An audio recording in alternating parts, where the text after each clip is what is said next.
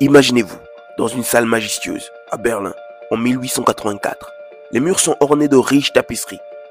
Les tables d'augment massif sont disposées en cercle. Et autour, des hommes puissants, ministres et rois, des figures qui tranchent le destin du monde d'un simple trait de plume. À cette époque, la conférence de Berlin marque le tournant de l'histoire. Le continent africain, inconnu et incompris de ces hommes, devient l'enjeu de convoitises impitoyables. C'est ici que le destin de millions de vies se scelle, dans un silence inquiétant, une absence de remords. Tout commence par la course à l'Afrique, où les nations européennes se lancent dans une compétition féroce pour étendre leur empire. Les personnages principaux sont des hommes aux ambitions démesurées. Otto von Bismarck, chancelier de l'Allemagne, habile et calculateur, qui manœuvre habilement pour établir l'Allemagne comme un acteur clé. Jules Ferry, Premier ministre français, qui voit dans cette conquête l'avenir de la France.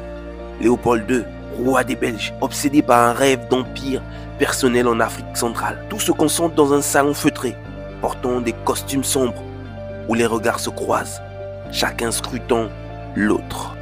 La conférence commence dans une atmosphère tendue.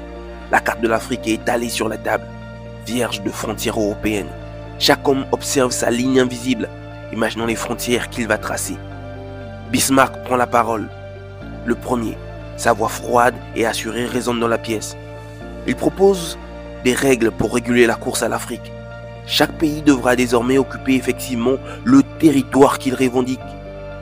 En d'autres termes, l'Afrique devient un échiquier géant, où chaque pièce est un morceau de terre à conquérir. L'atmosphère s'épaissit lorsque vient le moment du partage. Le Portugal revendique l'Angola et le Mozambique. La France pose son regard sur l'Afrique de l'Ouest et la Grande-Bretagne, toujours pragmatique, cherche à s'assurer des routes commerciales stratégiques. Léopold II, quant à lui, obtient le Congo, un territoire vaste, inexploré, qu'il rêve d'exploiter pour sa fortune personnelle. Le suspense atteint son comble. Chacun des dirigeants semble être prêt à céder, mais uniquement en échange de territoires encore plus vastes. Les négociations se prolongent dans la nuit, chaque homme étant déterminé à s'assurer la plus grande part du gâteau. Qui sait que les unit tous, c'est l'ignorance de l'Afrique et de ses cultures, remplacée par le désir de pouvoir et de richesse. Les noms de royaumes africains, les civilisations qui y prospèrent, tout cela leur est indifférent.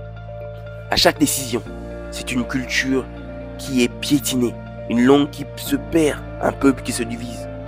Les derniers accords sont signés dans une tension palpable. À la fin de la conférence, le continent africain est morcelé en un puzzle gigantesque et grotesque de territoires coloniaux.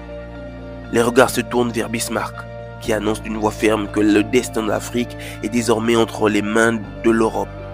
Un silence plane dans la salle, comme si chaque homme réalisait la gravité de ce qu'il venait de faire.